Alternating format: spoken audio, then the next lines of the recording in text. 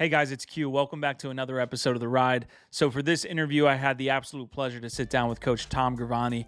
He is the current assistant coach at Bucknell and former head coach for 28 years at Mount St. Mary's. He's a former USILA Man of the Year. He's a four-time national champion, and the list goes on. So the conversation was absolutely fantastic, as you can imagine. It was set up actually by Mark Hargrave, my friend and mentor in the Hampton Roads lacrosse area. He actually played for Coach Gravante in his time at Mount St. Mary's. And before the episode, he was giving me kind of a laundry list of items that I just mentioned, as well as telling me a little bit about Coach Gravante.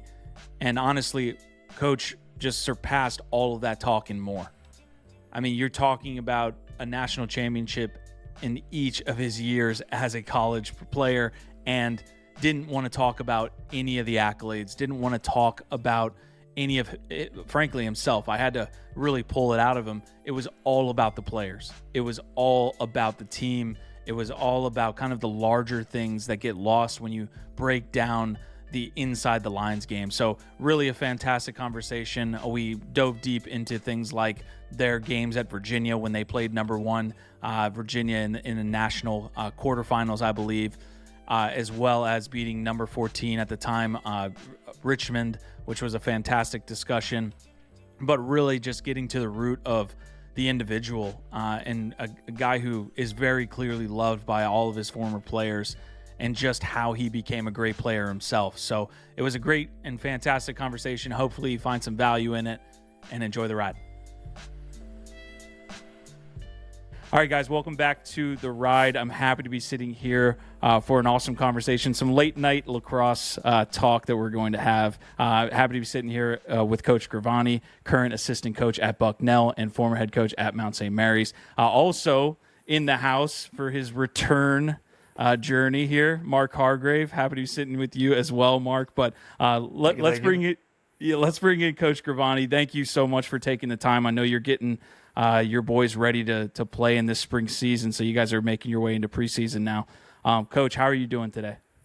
Good. Well, coincidentally, today was our first day. And the first day back, I don't think any Division I program can do anything live, so we didn't. We had a team meeting, and then we did some film. I actually got traded today, too.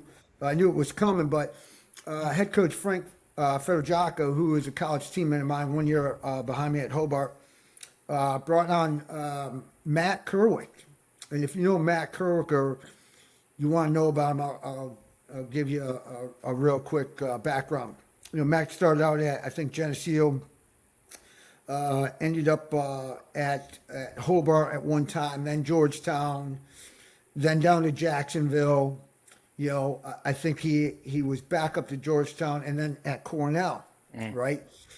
He's out of all of us, between me, Frank, and Matt probably has the most experience in terms of being with big-time programs, right? Georgetown and Cornell. Hobart as well. I know he was there. He had a stint there where they had that little bleep where they went from D1 to D3. And honestly, it was announced the day he knocked out, I think it was Loyola up there, then he was told the program was going back to D3. So, I was traded. Matt came on to the offensive side. I got traded by Coach Fetch to the D, which I really enjoyed my first, you might say, experience as an assistant D, not a coordinator, but just an assistant D, listening to film today. But to back up the entire day, Coach Fed met with us yesterday and about what we wanted to talk about. And it's basically what Mark mentioned already. How do we help create a culture of winning? There's no secret the last two seasons at Bucknell, 23-24, were a rough go for the Bisons. Great young men, solid ball players, but in a league, Patriot League, which I would say is one of the toughest leagues to get to in terms of playoffs. There's 9 teams. which I like, and a 16 conference play. So, on a low spectrum, right, of setting the bar, you only have to beat 3 of the 8 teams to get to the playoffs. Right. And that's how it was in the MAC. Obviously, as coaches, we want more. What I set for my guys at Mount St. Mary's was, hey, let's just get to the playoffs and we'll set from there. And Mark knows, obviously, as a former player, playoffs bring another level, college playoffs, another level of mental toughness. And a lot of times, the number 1 seed, and I've been on both sides of that, man. The number 1 seed gets knocked out right away. Like, it's almost, for me, it's almost where, and I can't say it to the players, I don't want to win it. Winning the regular season conference championship is like, in my opinion, like the kiss of death. Right. Like, you know what I'm saying? Target on your And back. I've gotten there probably more times than not where I've won it, and in the first round, the 4th seed knocks us out, So, I set realistic, simple goals, and I told our guys last year, hey, listen, we just get to playoffs. That's all you need to do, and we'll get it from there. So it's still going to be my, you might say, speaking point to our guys, maybe not so much in front of Coach Fed because he might be built a little bit differently and he might want to win them all. I just want to get there. If you really look at the history of the national champion, it's really, and kudos to Coach Corrigan at Notre Dame, because I don't know if he was the 23 number 1 seed, but I think he was the 24. And he went back to back, but you know what I'm saying? But if you look at the history of those teams, a lot of those teams weren't the number 1 seed in the tournament. You know what I'm saying? So today we had Coach Gallagher, who won a national championship at Salisbury, speak regarding what you touched on, Mark, what it takes, to be a champion. And it was nice to, hear. He's the youngest guy on staff, so it's nice to hear a young man speak about his journey from Salisbury. I remember when they were ringing up like unbelievable amount of goals. I watched him play. I didn't know who he was, but they played Hood College at Mount St. Mary's, and I ran the clock for them at their game. And they were just, the coach's son was on the team. I forget what the young man's name was, but they were mauling everybody, not just Hood College. Oh, yeah. So it was nice to hear what he had to say, but, really going back, this is where we are today, and I'll have my time to speak to the guys, tomorrow, the next day. We're going to do one every day, but, it's where we are today. Now, tomorrow we'll have a full schedule because we can, so, and we're going to ease into it. Coach, can I stop you there? First of all, welcome to the dark side of coaching. The defensive side. Mark actually made that transition too recently. I've seen we kind of coached the D together. But what's your mindset like there? Like when you get the news, like are you looking at, how do you make that shift from coaching offense to defense in your mind, and how you're going to approach it? That, it's funny because I always refer to that, like, come out of the dark into the light, come play some offense, you know what I'm saying? So I love that you said that. Well, so, Coach Fed, he is like all D coordinators, in my opinion, right? And even the guys that I had work for me, they're unbelievably organized, like, That's cute. Oh yeah. I mean, Coach Timmy McEntee was like, off the charts, right? Hugh Donovan. He brought, they had like that much patience, what I'm saying? So Coach Fedge has a ton of calls. It's the, you might say the yin and the yang. It's the exact opposite, right? But listening to his approach today when we did film, because he was going over practice film from the fall, it all makes, all his calls, right, made sense in terms of what his blue defense is, how it functions, what's the goal call. But, I'll learn on the fly because I'm a visual learner like most people, most kids, right? But the aspect I can bring is why it works against the offense because Sure. He doesn't have that, I don't want to say he understands the game, but he doesn't have that offensive look, right? That offensive mindset where I understand why you want to send us down the hash and not get to the middle field. You know what I'm saying? And I actually brought that up as a point to our guys listening to, his calls, where if I was to split dodge above the cage down the left hash, why we want to keep pushing that guy down the hash versus not allowing him to roll back and get top side. So, I asked the guys, what does that do in a game sense if you let me get top side? And I pointed at the screen in front of me as the cage, and they said, well, it lets you get, down the middle, which we don't want, but it improves your angle. I go, yes, it improves my angle.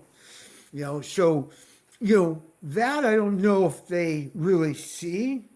The other thing I brought to your attention is the acronym KYP. You guys know what that is? No. I want to say know your something. Is it know your? Keep going. Know your personnel? There you go, Coach. Well done. Yeah, know your KYP, know your personnel. That wasn't one at the Mount, at least not what I remember. No. Well, it happened over time, and I probably have to credit McEntee because he's the one that brought it. I'm pretty sure he brought it. Know your personnel, right? Take away their strengths, or if they're going in the direction we want them to go, even if it's to their strengths, keep them going that way. Right, defensive mind, keep them go that way because we don't want them to get top side. Now, when I coach the offense, I'm always telling our guys, fight to get top side, right? Even if they play you above your right. If I'm on my right side and I'm trying to get top side to my right and they step above, I don't care. Get going and transfer the ball away from where you got it, and it's a difficult, you might say, task to teach the offense because they see the space that's in front of them, no matter where the ball came from, right? But they don't understand the whole defense is on that side just waiting for you, right? Mm-hmm. And Mac had a call, you dodge right back into the teeth of the shark. And I'm like, okay, I have to think about it. Oh, it makes sense, right? Go away. Even if you can't get top side to take a shot, at least you're transferring the ball away to open up the field. Because we want to stretch the field on defense. You all want to pack it in.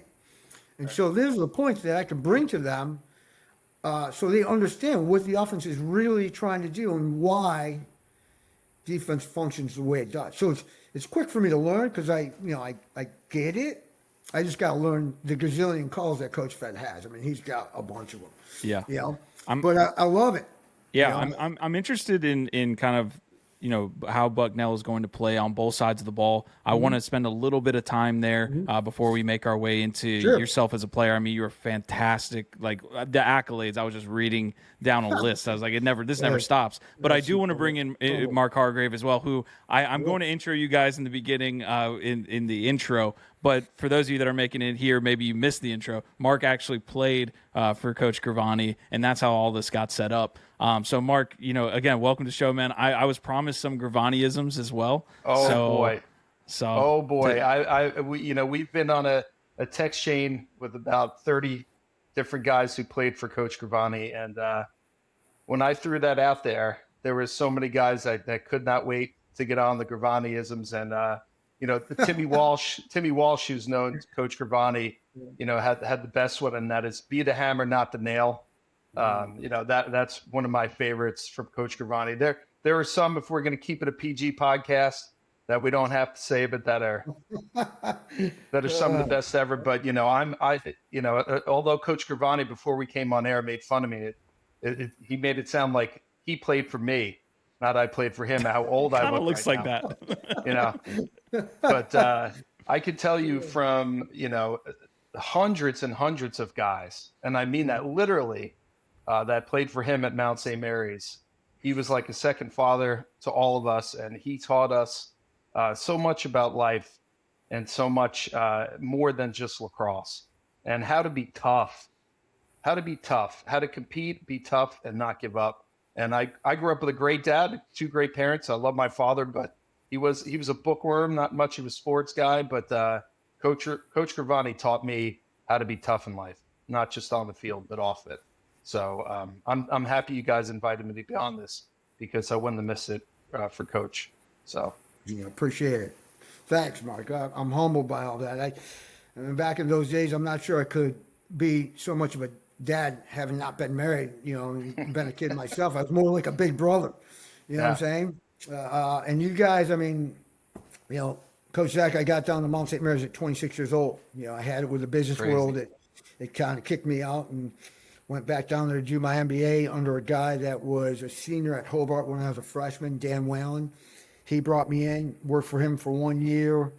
We had another Hobart guy down there who was a full-time biology professor who brought Dan in, then turned the program over to Dan.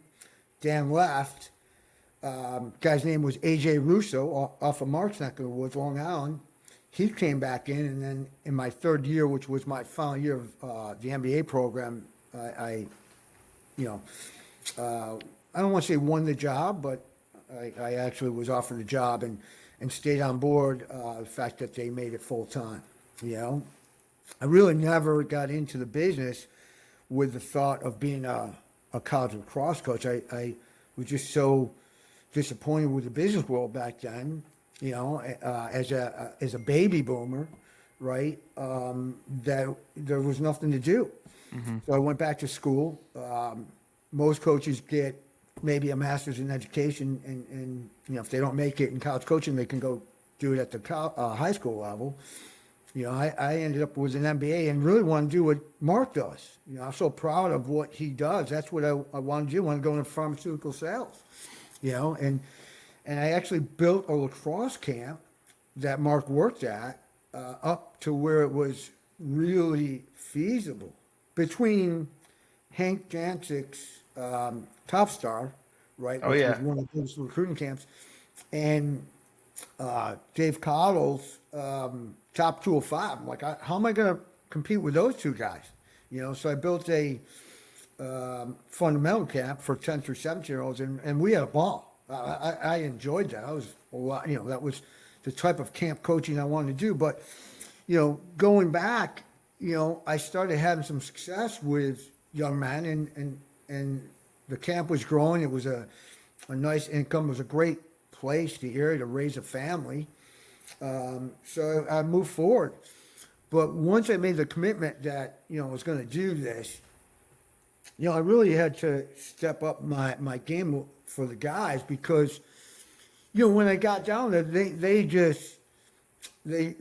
took it, right? I mean, I just got crushed, you might say. Mm-hmm. And for a guy that had such a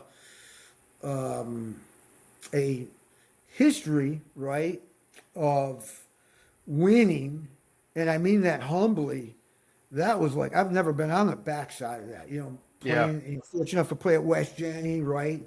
And then go on to Hobart, who was already winning national championships before it got there. What's the biggest difference in teams like that? The teams that are winning and have a winning culture, and the teams that you it's the commitment. So we're that's what we're talking about with these guys in terms of, to coin cliche, buying in, right? But I like the one where a coach says, "What are you doing when someone?" I can't remember to credit whoever said that, but what are you doing when a coach isn't watching? I had to get our guys after taking a few times, right? And I remember I would tell them, like, we go down to UMBC, and listen, I would go into these games saying, please just score one goal. And, you know what I'm saying? Because at the time, Zimmerman was there. That's right. Ryan Zimmerman, who was at John Hopkins. That's right, for years, knew who he was growing up, Zach. Syracuse could never beat him. And now he's at UMBC, and I'm like, oh, okay, this isn't going to go well. But I remember, on the bus rides home, and this is when I knew when I knew the guys were going to turn this around. Because if losing doesn't hurt, you're going to be a loser the rest of your life. That's right. And they again, and I would tell them, because I could appreciate their feelings, but I tell them, listen, someday, right, with your education, it's going to come down. And don't mean to throw these two schools under the bus. I go, but someday in your education, you're probably going to have a kid that sends you his resume from Towson or from UMBC, and you're going to, or Delaware, because they were all mauling us. I go, and you're going to have to figure it out which one you want to take, because someday you're going to be the boss, and the shoe's going to be on the other foot. And you listen, it has happened. Our guys from way back then, look at how successful Mark is, are doing fantastic. So I made them obviously buy into the education, because I also learned, even with my 4 years of national championships, honestly, Zach, I went from, and Coach York said this, you'll go from who's who to who's he to falling off the table, and nobody gives a shit, right? And That's a great point. I had to make sure that our guys, bought into the education as well, because that was going to be their future. And I played and won in 4 national championships. 2 years later, I was in the unemployment line in Syracuse. And I said to myself, damn, I did this all wrong, I mean, I would never trade what I had at Mount St. Mary's, or at Hobart, especially playing, and hopefully God be with him, or he's with God, Data J. York, my coach. Yeah, God bless him, yep. God bless him, man. So, again, but seeing that our guys were bothered by that, I knew I could help them turn it around. Part of that was on me to increase the roster size. Zach, I used to strap it on in terms of strap on my equipment every day, because he was still the best player out there too.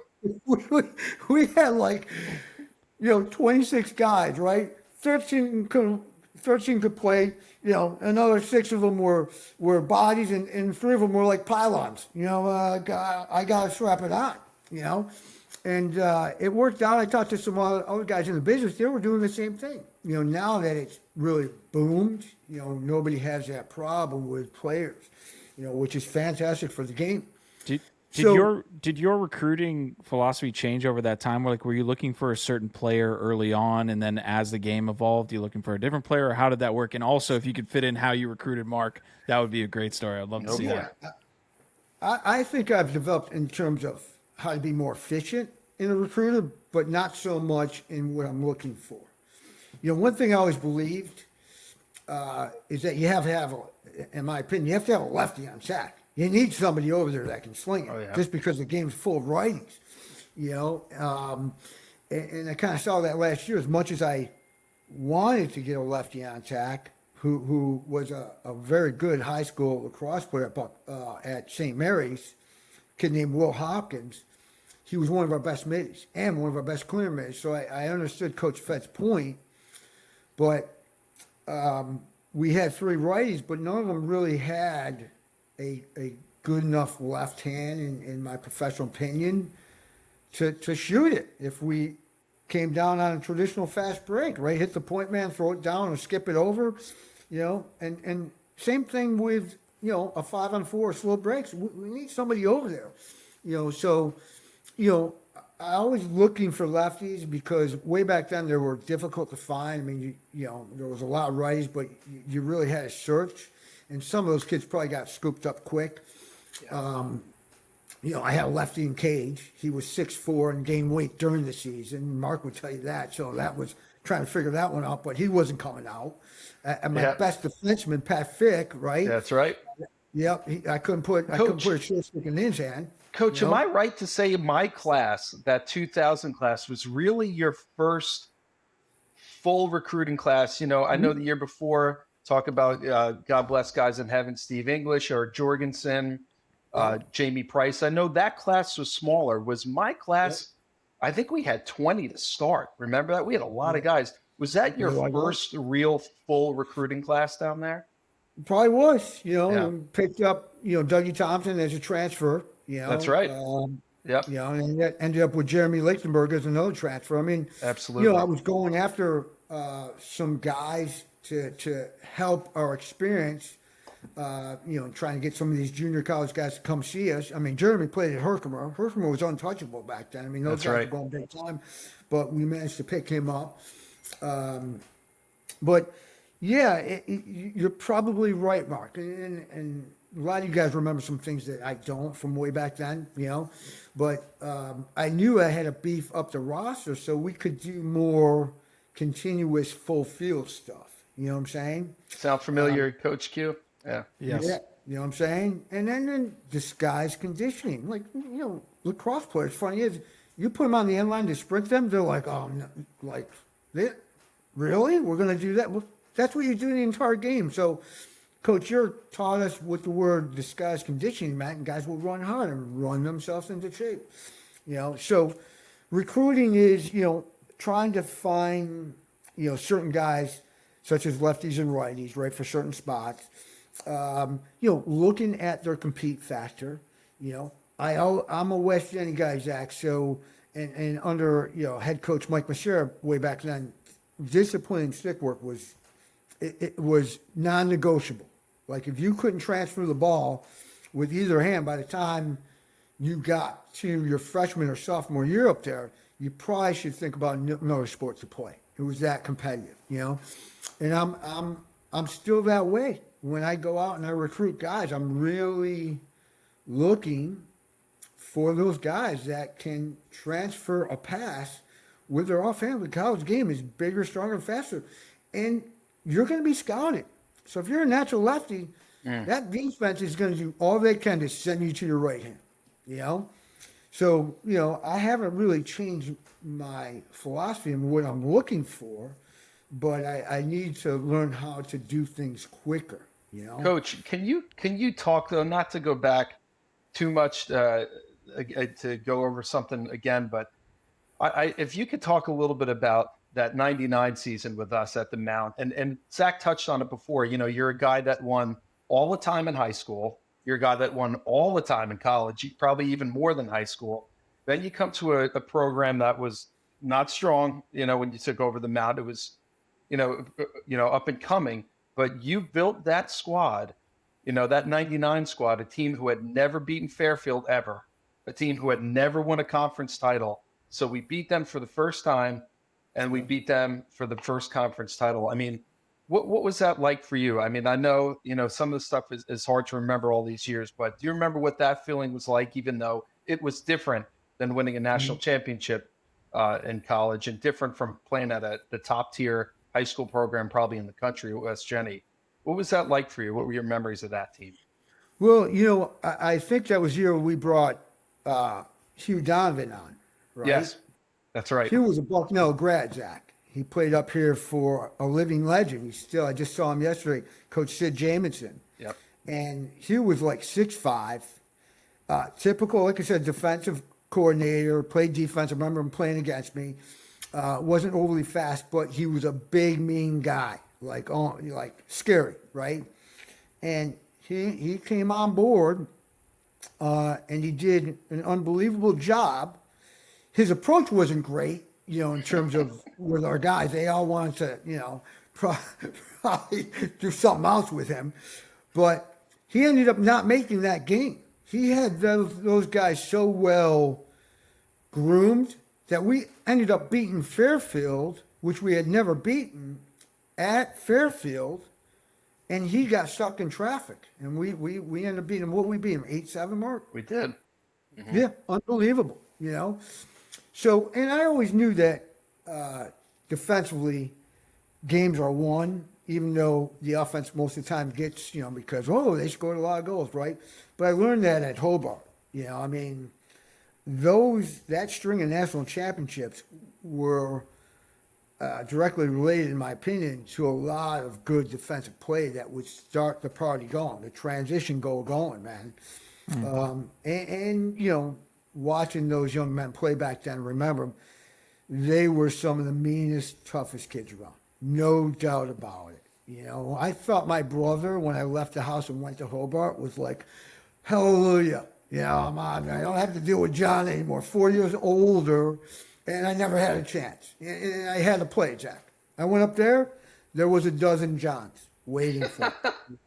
Unbelievable. But so, again, it didn't surprise me, And we had players, Mark, as you know, some guys just did their job, right? Matty Downs. He's not a man player. He wasn't a great shooter for us, but he scores a goal, right?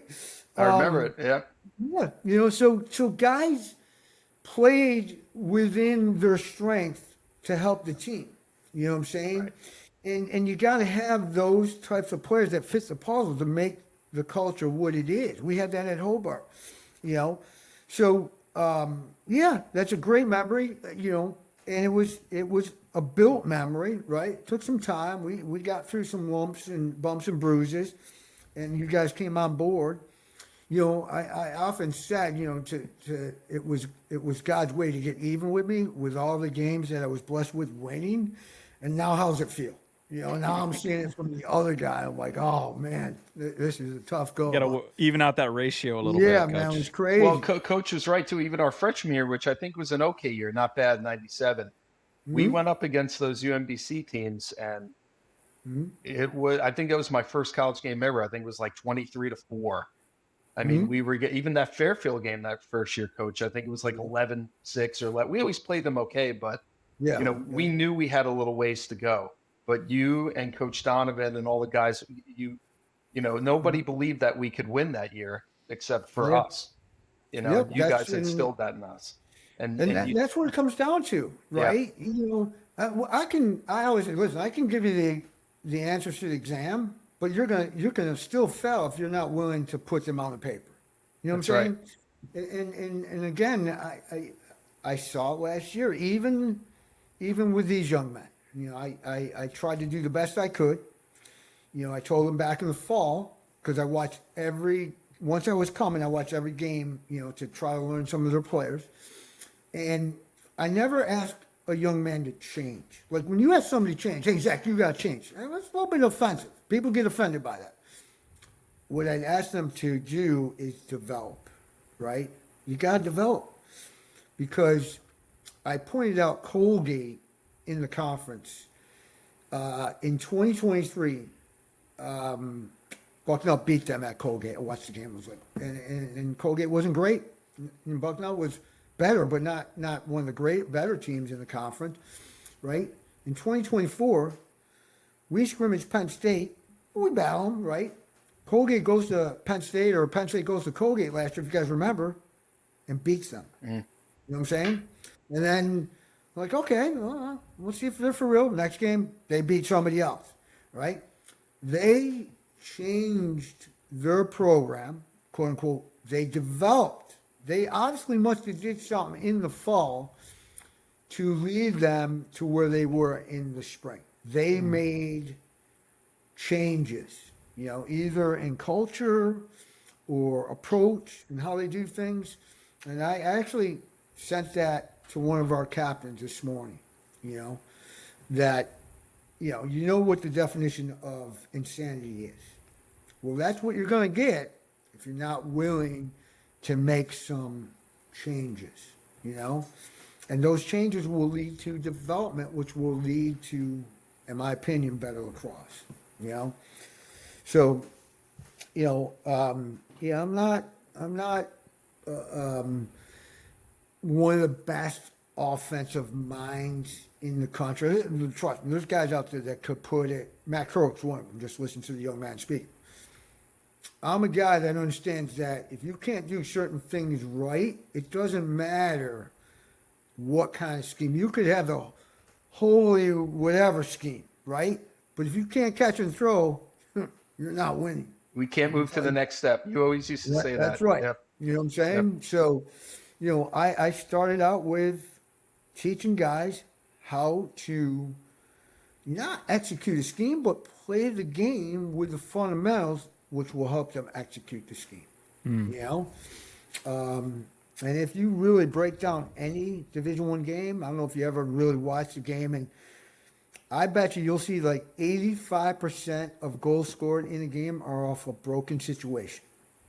And I can give you one on 6-on-6. I hit a pipe, you and Mark are on defense, I chase it out, You chase me out there, I pick it up and I transfer it to before you guys get back to the hole. Tic-tac-toe. That no coach teaches that. You can do drills to execute that, but that's just knowing how to play the game. But if we can't make 2 passes real quick, right? That ain't happening. Yeah, and that's who I am. I do feel like there's a tendency nowadays to overcoach the game. I think that's come in way more in the last 10 than probably the last 30. But kind of using the memories that we were just talking about and going back to your days at Hobart, what made you? So I'll combo these questions. What made you that great player? I mean, there's not a lot of players that have won 4 natties in a row, right? Well, and then the other thing I want to combo is how your mindset changed in going into each one of those, right? Like I'm sure your mindset was a little bit different on that 4th one than the first. Yeah, well, so, and this is a story I'm going to say again. This is part of my journey to tell our guys, right?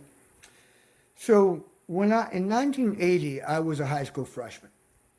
West Tennessee started a run that they didn't know was going to happen, and they went undefeated for 4 years up until my senior year.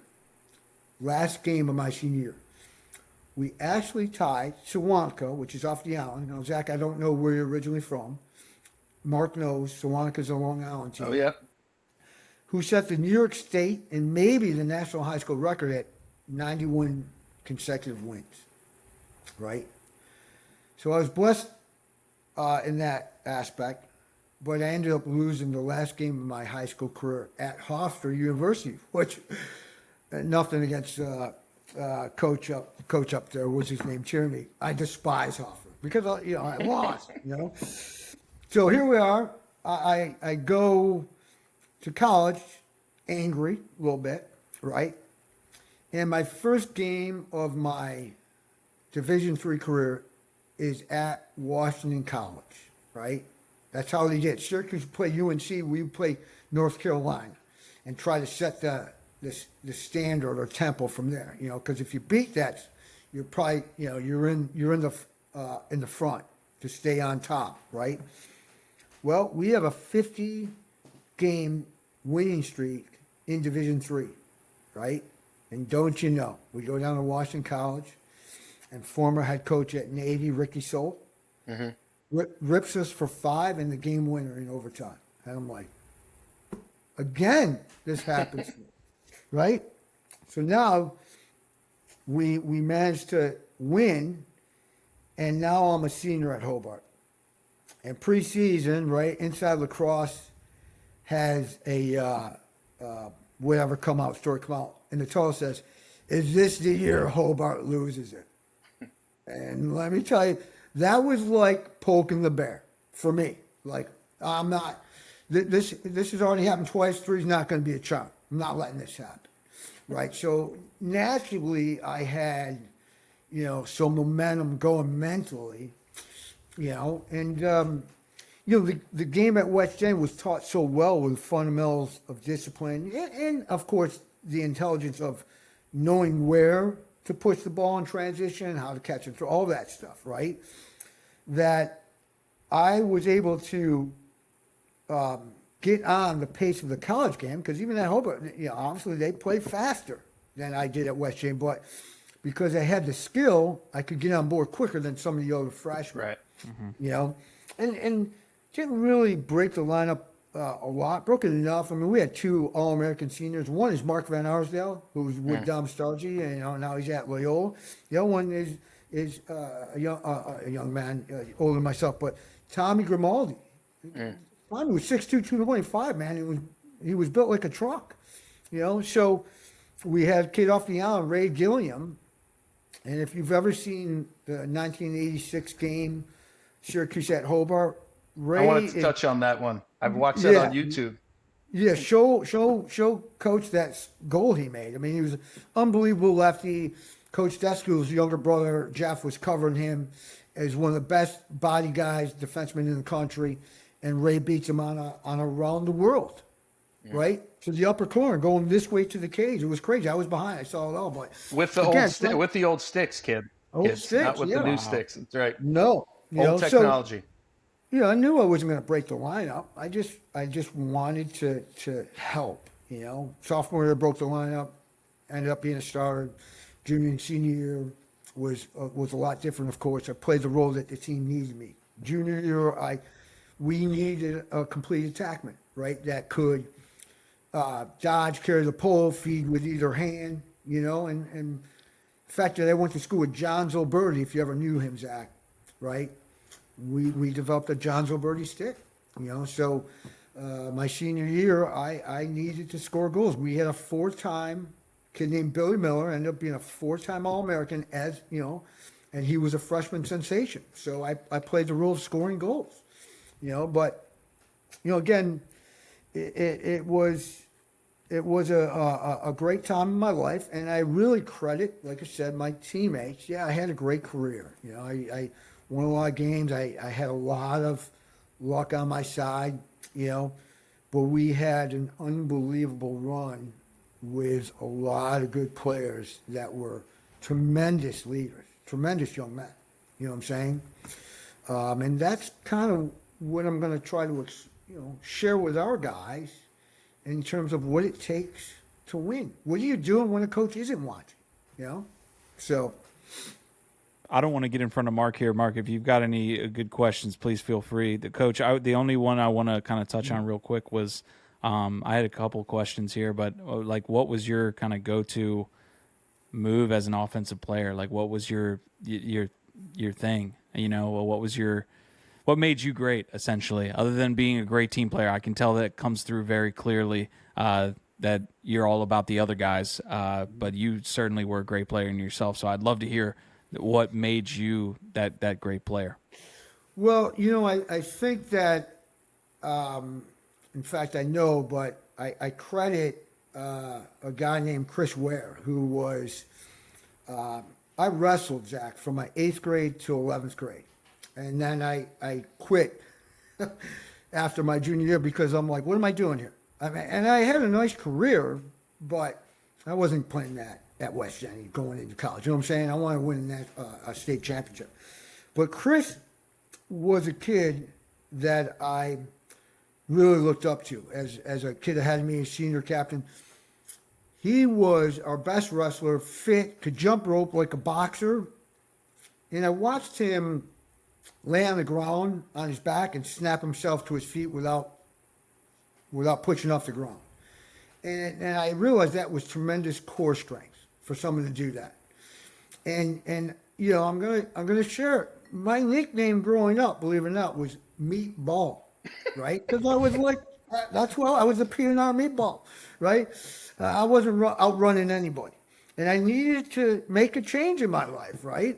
And I started wrestling, and I thinned right out. And remember a buddy of mine, Paul McKinney, because it's all leaned up, he said, "We're not going to call you Meatball anymore. We're just going to call you Meat," right?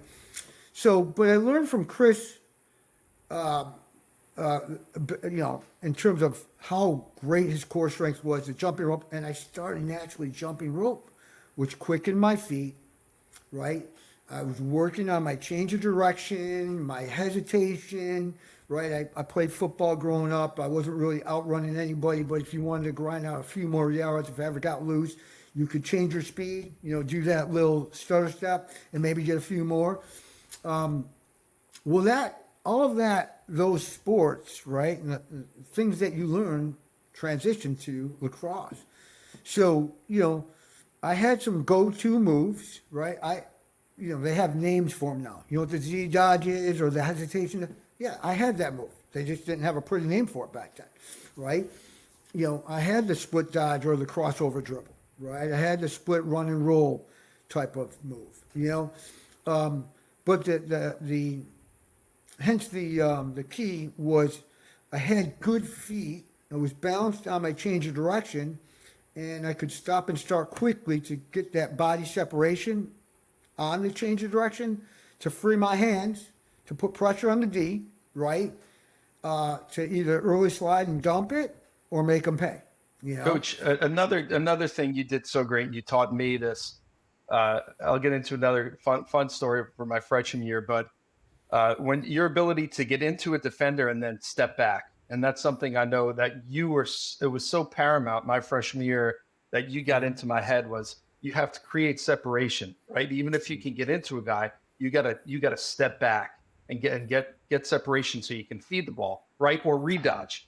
And the footwork stuff, well, we had touched on it before the podcast, and Q stopped me and said, let's wait till we start here.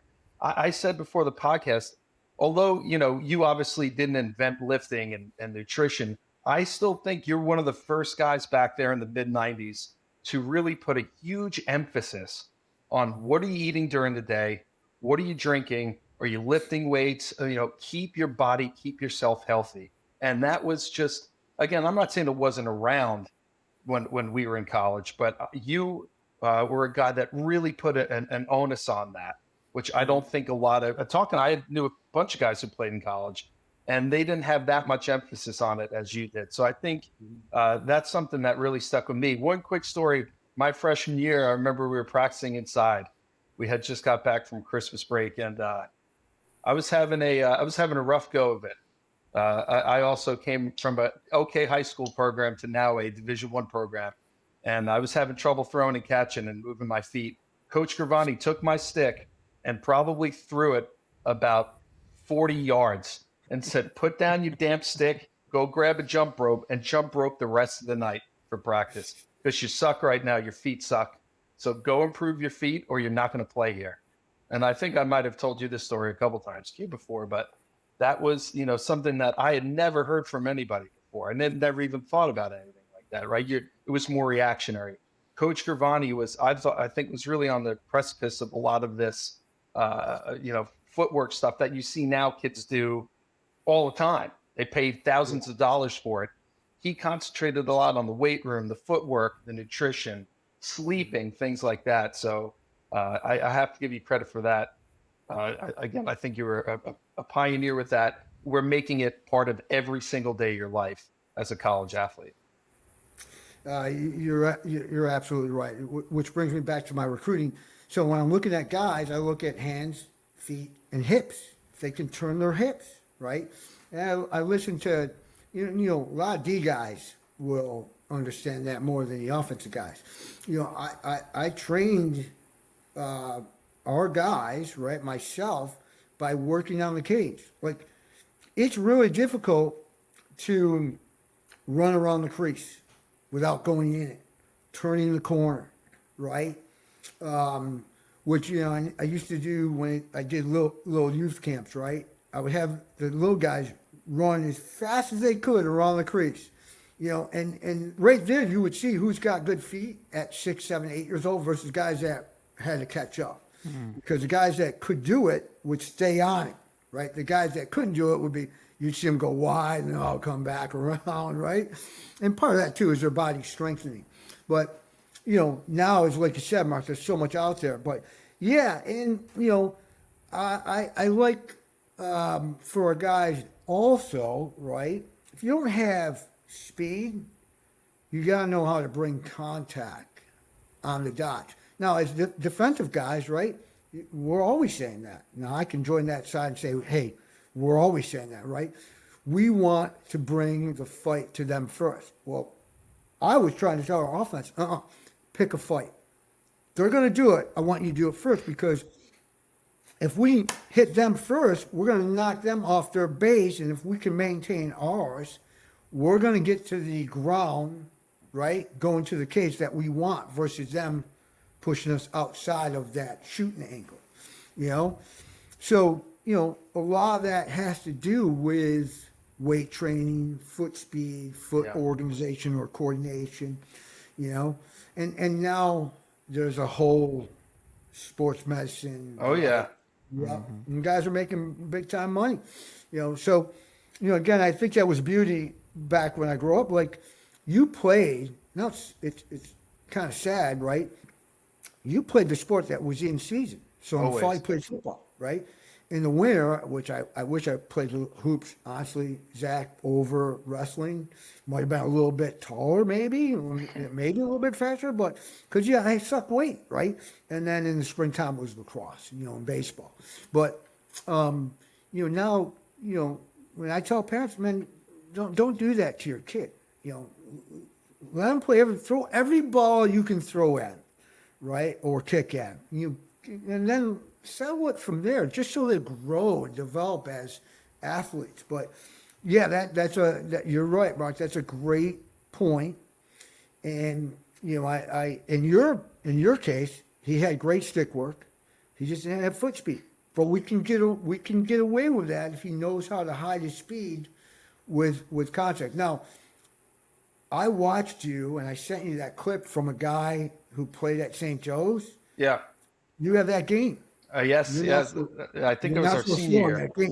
You definitely, I'm like, wow, Mark, and you know what? You did a great job. I think it was a little bit of a nip and tuck, but we smashed them that day. Yeah, we did.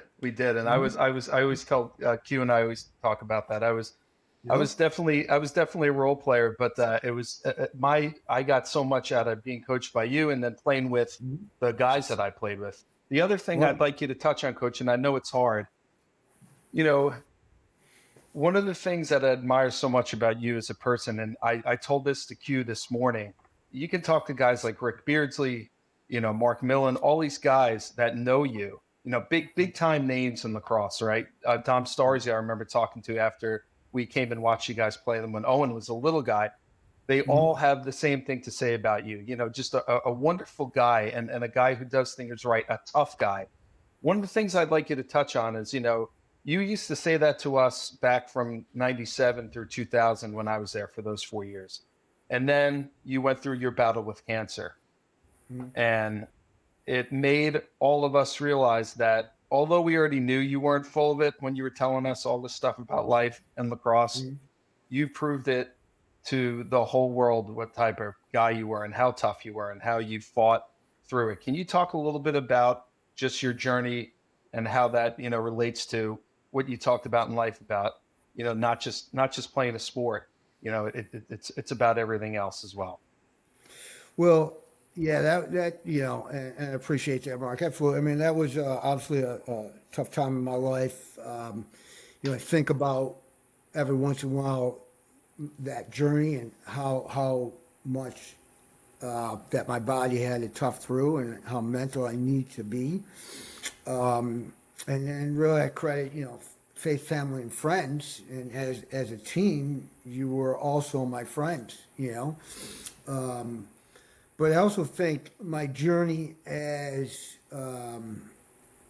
a student athlete, right? Even when you played Pop Warner football, you're still going to school, so you were a student athlete back then, But just having the right coaches develop you as a young person, right? With that culture, right? And character is coupled with, having faith in the good Lord. I mean, I couldn't be at a better school than Mount St. Mary's with all the seminarians that were there, and really becoming deeper in my faith. When I was first diagnosed, I was at the ER in Gettysburg, and I knew that something wasn't right. Yeah. But I really learned when the ER doctor came in, and you could tell he didn't really want to break the news to me. But when he said what I had, I might say latched out at him, scared him a little bit, because I was like, that was offensive. Like, there's no cancer in my body, My brother's Mr. Syracuse, been in the weight room. I never smoked or drank, before in my life, and even in college, I didn't drink enough to, because they asked me those questions, Mr. Gravante, do you smoke or drink? So, I realized that I was lucky in a sense for really taking care of my body all those years, but also being a student athlete and learning how to deal with adversity as a player. Oh, listen, you're going to win some, lose some. But, what really matters is how do you respond? You're going to cry and take your ball and go home? Or are you going to go, hey, let's go tomorrow? Remember all the backyard basketball games you used to have in football? You win some, lose some. But you move on. There's another date, and that's I think what helped me become those folks, right, that I kind of trained underneath, not just coaches but players, right, helped me persevere that mindset to journey forward, and not give up, and I hate to say it, and Zach might hear it in my speech, but I'm still in that journey. You know what I'm saying? Thank God I don't have the blood issue anymore, but fighting off the demons of what radiation does to people, right? So they don't use it anymore in the protocol for what I have, and have a type of skin cancer that developed on my tongue. Like, really? I could think of a couple places on my body I would never want a scalpel to touch. Well, it touched 4 times on my tongue, and I'm okay. The better part of that is I would rather have the doctor take it out than do chemo again. Sure. Yeah. So, my last one was this past July, and it was a doozy. Mark knew. I mean, I thought it was going to be my easiest one. It wasn't. But it is what it is. But you gotta live to fight another day. You can either throw in the towel, or you live to. I choose to live. So You're a walking testament to that. Again, most coaches that you meet, even if they have the right message, and there are good people and good men, they don't have the experience that you have and that you've been through. So you are a walking testament to all of us for that. I mean, it is. Wow. It's just one of the most amazing stories. It really is. It's I'm blessed. I really am. Hold on. Let me go. I got to get some of these up here. I got to get some of these. Yeah. Can you guys hear me still? Yeah. Yeah. Okay. I got to get some of these Gravanteisms. Oh my God. I will say, for what it's worth too, Coach, I've been fortunate enough to coach obviously with Mark for 4 or 5 years, and just getting to meet you for the first time and hear your story and kind of the way that you attack life and things like that, it comes through. Like I've heard the same things that you're saying now. I've heard Mark talk about when he's coaching our boys over at Catholic. So it's a real testament to you, man. Well, I appreciate it. And I tell you, Zach, these guys remember things that I forgot, and I sometimes feel like that in the game. Like, I forgot more than some of these kids actually know, for crying out loud, because I've been in so long. And so I tend not, when I'm around younger guys in the game, I tend not to speak. I want to listen to what they say, because they're bringing up the shiny new whatever, toy or whatever you want to call it. I often wondered what it'd be like to have the technology they have now with the helmets and the sticks and back in the 80s, because those kids back then, they were a different breed, man. They were tough kids, man. Yeah. And the game was tough. You got away with a lot, that you can't get away with now, in terms of the physical contact that was made, Coach, I got to say, a couple of these, I'm looking at them from my list. I mean, I told Q this today. You were the first guy, every kid now on the sideline, if some kid knocks somebody over, everybody goes, what? Weight room, weight room. You were one of the first guys I heard say that back then. If somebody would knock me on my ass or anyone else, Coach would scream weight room. Also, these are from, this is Doug Thompson. When you had a soft shot, Coach would scream soft serve. We always loved that one too. If it was a cupcake shot. Right in the goalie's stick. If you made a bad mistake in a game, this is one of our favorites. Hargrave, you're killing this whole program right now. I believe Doug Thompson. Doug sent that one. That could be Doug Thompson or Hargrave. Like I said that, I'm so sorry. Jeez. No, that was Doug too. I think you said that too, which is awesome. Yeah. I'm sure you said it to me. But this is one of my favorites, and Q's heard me say this a million times. If you're not in, you're out. And I love that one. It sounds so simple, but I remember with drills, and it's so true. Like, if you're not in, get the hell out of the way. And you always used to say that. If you're not in, you're out. If you're walking, you're wrong. I know Q loves that one. That's one you used to say all the time. Meatball, which of course you mentioned before, used to call everybody meatball or a chooch. And then pull your head out of your ass was always one of our favorites too. And it was always timed right too. It wasn't like you said these things all the time. But if you're not in, you're out. I've used probably 1,000 times in 20 years of coaching. And again, if you're walking, you're wrong too. But be the hammer from Tim Walsh, be the hammer, not the nail. I know Walshy's got that hanging in his office, with the hammer on it. But again, I can't thank you enough. And Q, I didn't mean to take over your podcast, but no, man. This guy is a real lacrosse hero. These kids today, that like Coach, we both, we're saying, all three of us are saying, there's so much out there with Instagram. There's so many amazing players. It's great. Like there's guys like Brendan O'Neill and all these guys who are amazing, amazing athletes and players. But young kids got to know guys who guys are like Tom Gravante. They have to, and to know his story and his journey, because they're the guys that pioneered this game and really brought it to another level. And Coach, just as a person, as a player, like I said before, from hundreds of guys that you've coached, you are our hero, and we love you. And then thanks for coming on. I'm humbled, and I'm humbled to be here. This was fun. Listen, I'll do this again. Listen, we could just do this. We don't even have to. We'll just reminisce or pick each other's brains. We don't have to do a podcast. But I hope when you send it out, Coach Zach, that it helps. Yeah. And again, I just want listen.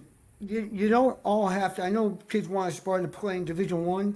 And I would tell them, listen, that's great, but really find a school that has the education you're looking for, and a roster spot, especially with the NCAA coming out with the 48, that new rule, and go have a great experience, but make sure you don't lose sight of the future, right? And the future is what you do with your education. Like I said, I have 4 national championships. I have 4 national championship rings, Zach. Do you want to know where they are? Where are they at? Me neither. Wow. I don't know. That's the I guess I had a word. Do you know where they are? And you would probably say no. Me neither. I don't know where they do. Well, I think I left one in Syracuse with my dad because it was a final one that had a diamond in it. My son's got one somewhere, so he probably doesn't know where it is. I mean, again, I have the experience, and the jewelry doesn't matter. But again, if I could do it all over again, I would have maybe focused on a little bit more of the education at Hobart in terms of getting me to the next step. Even with the pro team now, right? And if you guys know some of those guys, they're not making a full-time living doing that game. They're doing something else, and that's, for me, that's where I feel. So I want to make sure young people understand that, man. It's great to play at the Division I level. It's wonderful to have a national championship, but ultimately it's going to be about your education, So absolutely, and you're living proof there, brother. Coach, I want to speed run the last couple questions I have for you. You obviously coached at the Mount for 28 years. The 2 games I have that stuck out to me when I'm looking at the record or just like the summary of the years, I wanted to know that when you beat Richmond, like Richmond's right down the road from us. I was at that I'm interested. game. How do you go? So that game and the Virginia game, so coincidentally both in the state of Virginia, but when you went to play number 1 Virginia and then number 14 Richmond, how sound they are defensively, how you go into a game like that saying we're going to break down a sound defense like Richmond. I'm just interested in your thought process on both of them. Well, that's a great question. I figured you might touch on that Navy over, in terms of UVA. UVA was a lot of fun, and I appreciate that we got to play Coach Starzer, who was a wonderful guy. He got that ball going, in terms of letting us play there before we actually won a championship to meet him in the NCAA tournament. But, Richmond, as you know, is coached by Danny Schmatti, who's years behind me at West Jenny, and Danny had a nice career at Duke, but I played him the first year when he had I don't know how many transfers coming, and we played him tough. We played him in a scrimmage down there and we battled, and then I kept really focusing on developing my program, trying to close the gap. Teams like Towson and UMBC historically who just mauled us, right? Wasn't really going to close a whole lot on John Hopkins, you might say, although, we gave him a scare that one night, or Maryland. Georgetown closed the gap on them, and then they opened it back up in my last couple of years. Coach Warren did a nice job. But that game against Danny that day, and I knew I had a good team, right? I had kids that could compete. They were competitors, right? They might have not been the most polished lacrosse players, but they were tough kids. They were competitors. And then I had some kids that were, what I would say, off the charts, like a kid named Jack Mangan, number 27. I'll tell you, if Jack was with us for the John Hopkins game on ESPN that Tuesday night, we would have won that game because he was lights out. Chaminade kid, Long Island. He's from my hometown of Bayville. Yeah, Bayville, yes, guy, yeah. man. So, we had closed and we were prepared and we had some momentum behind us. I mean, I looked at that record in 19 at the start, and we had some losses up front, but I was looking at the scores and we're still losing, but we're getting better. You know what I'm saying? I could see it. So in some of those games we lost, we were winning. We probably should have won. We just couldn't close them out, and that's how it goes sometimes. You got to have that toughness. So I can tell you what I said right before we took the field, where we were tucked away in the basement in the building getting dressed. And I tend to keep my pregame, thoughts after we go over, the exercise, blah, blah, blah, real quick. I said, why not us today? Let's go. Right? And I said a little bit more enthusiastic and a little bit more, and we went out there, man. And, I never looked at the fact that Richmond had just beat Notre Dame. The week before. Yep. And I got a funny story for you. All right. I didn't look at that because, listen, if you're not ready to play, it doesn't matter who you're playing. They're going to beat you if they're ready to play. Right? You can't underestimate, especially nowadays, you can't really underestimate anybody. Nobody's a layup. And this probably, I probably said that like 10 years ago. Nobody's a layup. Everybody can win. You got to play. You can't just show up. That's not going to win. Right? And that coupled with our guys having that type of playing momentum, maybe it was a Tuesday game. Guys don't get up for Tuesday game. You can say whatever you want. Our guys were ready to play. And we had a great first half. Now, at halftime, I was very clear with our guys. That is Coach Shimani. Royal won a national championship with some of the things that he implemented and then left and took the Richmond program. I know exactly who he is, as his background, where he comes from, so on and so forth. He's coming. Right? At the start of the third quarter, he's coming. Get ready. Okay? Our guys maintained themselves, and he caught us at the end. He flipped the score, but we were still there. And a guy from, Carolina, kid named Nick, what was his name? I remember him too. Yeah. I forget the last name. He was number great 4. I know his number. I can't, he, if he ever watches this, he'll be like, how did he forget me? But he ended up doing his grad year at Richmond. That's right. Yeah. And he ended up being Richmond's player of the year. He's from Wilmington. He's from Wilmington, North Carolina. Wilmington, yeah. Mm-hmm. You know what I'm saying? So, we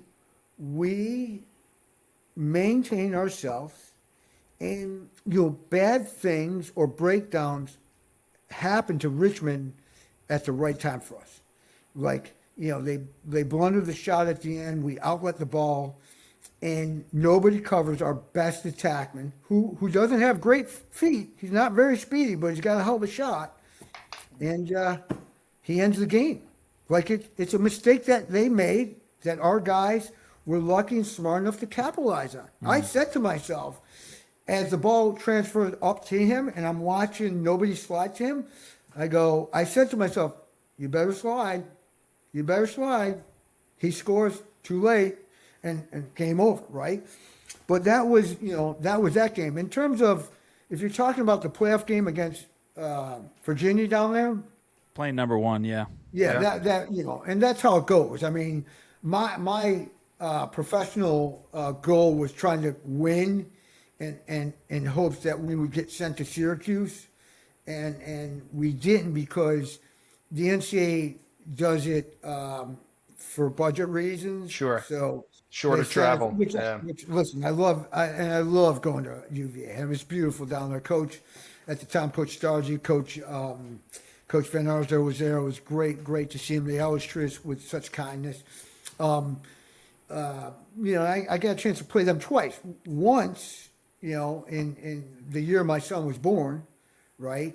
And then later, I think in the 210 season, our final season in the MAC. But those were tremendous teams. They had a lot of fight. I will admit, because in both years, how good they were to 2000 or let's see, it was 2003 and was it 2010 and 2010 they were number one when you guys played them. Again, I said to myself, I wouldn't say it to the team, oh, please, God, just let us score one goal. Right? Yeah. And don't you know, at the start of the 210 season, right, because I don't know I can't remember far back but we had good players, right? We had a pretty good face-off guy. And don't you know, Zach, he pushes it forward right off the first fast break. He's out in front. He's got a tremendous shot that could knock down the building, for crying out loud, but who knows where it's going, one of those face-off guys. And I'm thinking, oh, please put it on cage. Oh, please put it on cage. Put it on cage. And he puts it on cage, but he beans the goalie or hits the pipe.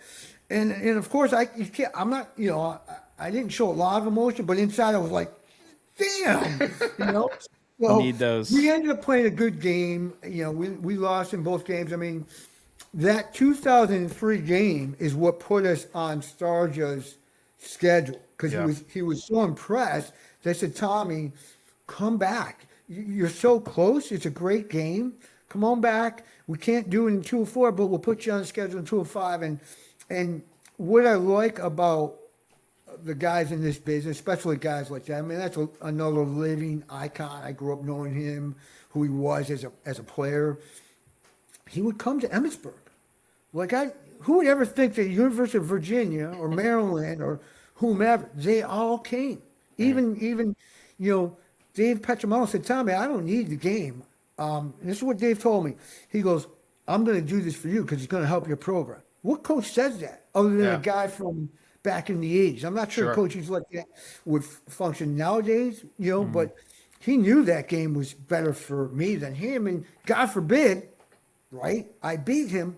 That's not good for him. I got that. I knew where I was. And, that's the beauty of this game, which was wonderful for Mount St. Mary's. And obviously Tom Gravante. I watched that stadium jam-packed with kids, little guys. It was like a vision that I thought could never happen, but it did, Yeah. So those were fantastic, professional opportunities and or experiences for me as a coach, but, great for the players.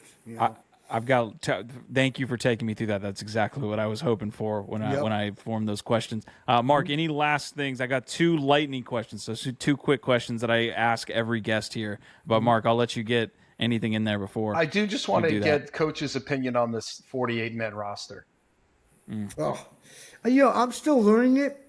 So, I've never been overly excited about the NCAA. I think that some of the things that they policy are just, I don't get it, right?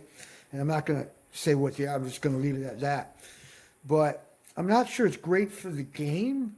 Listen, if you opt into the policy, I guess you have the opportunity to scholarship all 48 kids, right?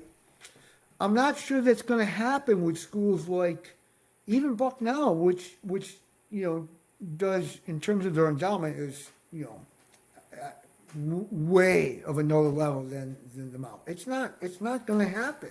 It's going to be really difficult to do. So I'm not sure who's going to benefit, and I'm not sure at the top programs that they'll want to do that either in terms of the amount of money, unless they have so much that they need to spend it. And God bless them if they do. But I just think lowering the roster, and we fight off that demon at Bucknell. Bucknell has a 45-man roster. That's it. Wow. Right? And going into our Navy game last year, Zach, with injuries, we looked like a high school JV team in my opinion. We had 32 guys shooting. That's it. The rest of them were on the bench. I was like, oh my God. Meanwhile, Navy could fill a battleship. They're like, you guys want to go over there? We're just going to take your sideline over. Army did the same thing. I just think it's going to, with the growth of this game, limiting the rosters is going to be hurtful to these young people coming through now. Okay. I think a roster, a good roster, in my opinion, just because you can't predict injuries and or sickness, is 50 to 55, right?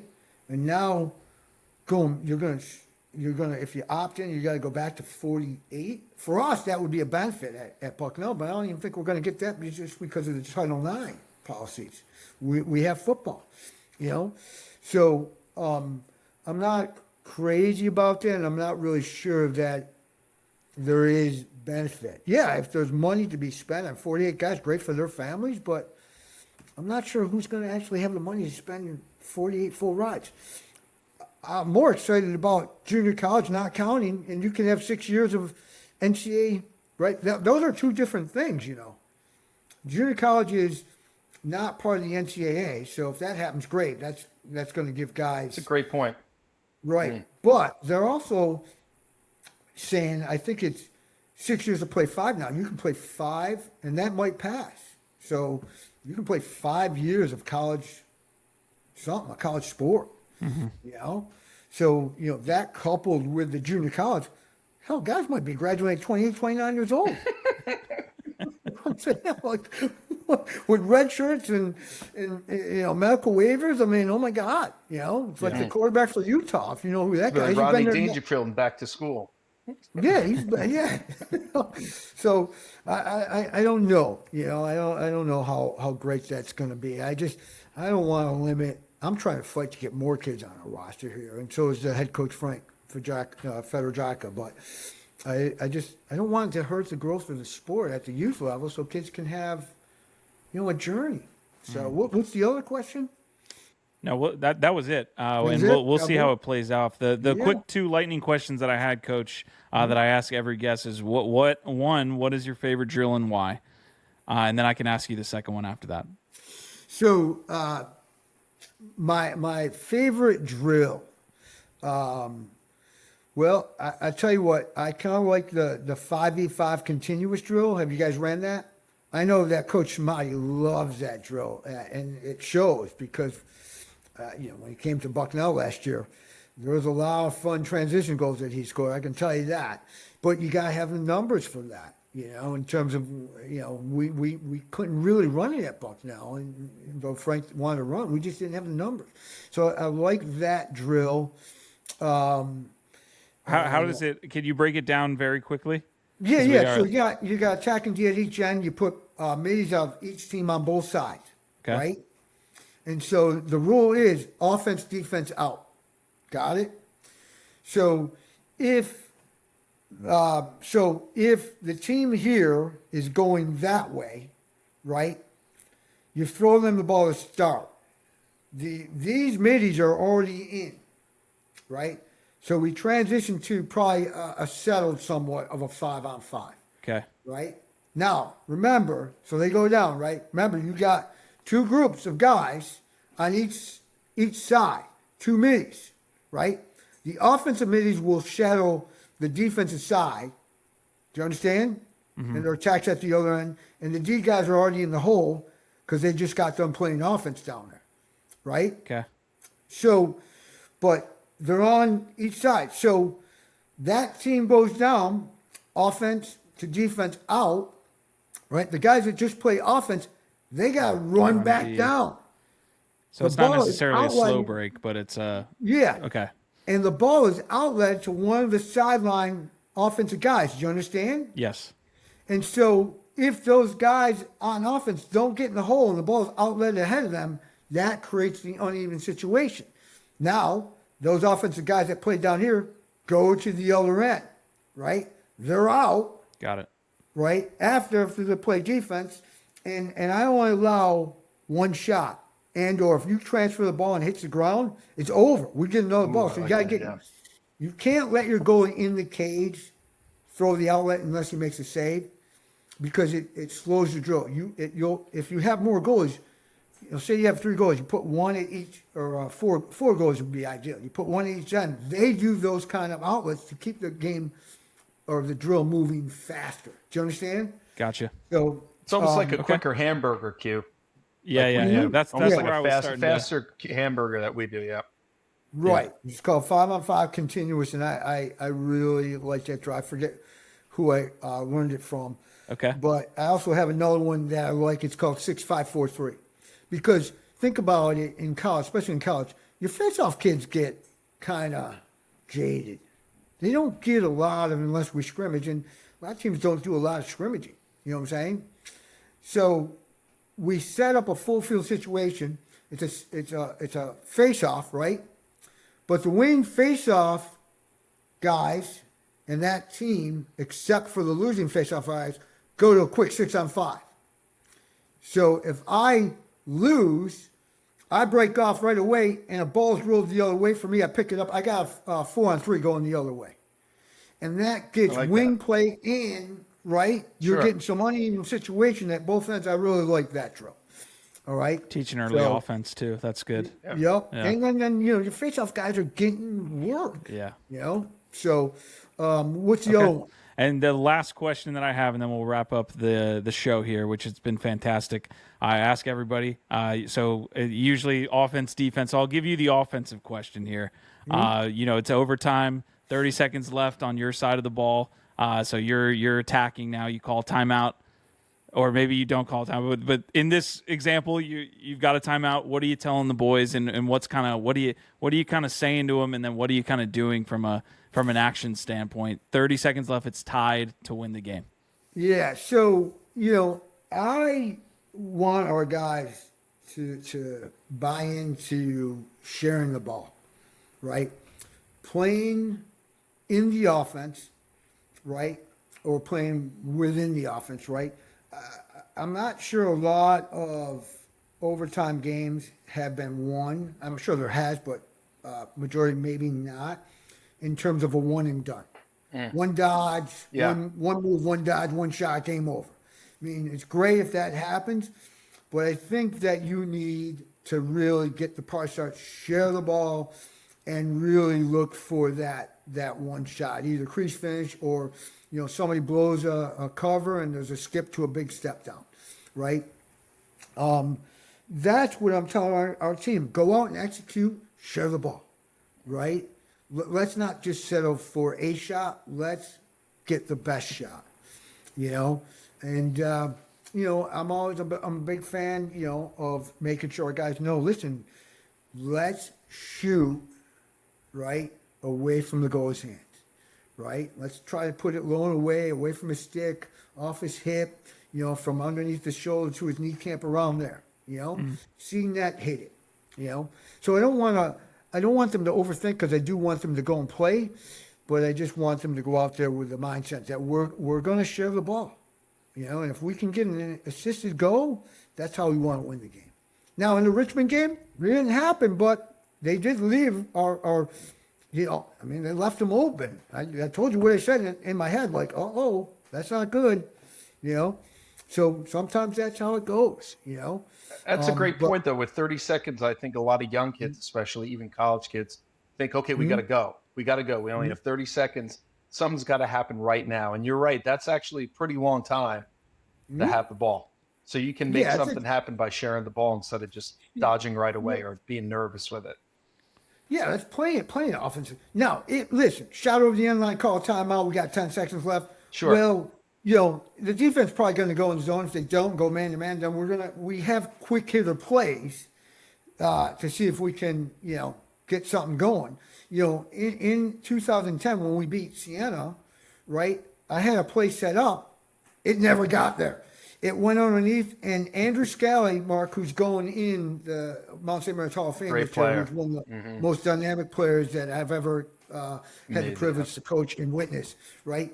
He the ball went under and the D tried to play, and he came topside to his right hand. He was so good, Zach, of doing that. He ended the game in regulation, right? And you know, again, I'd like to say, yeah, that's how I drew it up, but that wasn't it. You know, so sometimes, you know, you just got to go make a play. Go make a play, right? So, you know, again, that's my philosophy. I forgot to share a little something with you, Zach. So I got a text after the Richmond game, like almost immediately, and it was from Kevin Corrigan. And this is, nice. again, this is a guy that's been in the game. You know, he's a living icon. He's a great guy, right? Along with, you know, the guys in the game, Coach Starr, you know, Dave Yerk, right? Coach Starr, or Coach Zimmerman, right? The guys that have been in for a long time.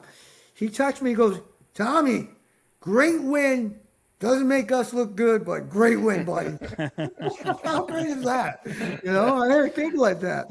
You know, oh God, but That's great. So, anyways, listen, great hanging with you guys. We can do this anytime you want. I have no problem. I mean, listen, you don't have to podcast. If you guys want to get on a Zoom and just shoot the shit, I'm all for it, man. I'll probably be silently pressing the record button just to sneak in another episode, man. So Yeah, no problem. I hope it works out. I hope you know, the fans of all your fans, you know, they like it. And if any young men want to reach out via email to ask me a question or call, as long as it's not a recruiting call for kids that are 28s, 27s, right? We can't really talk to them. We can invite them to camp.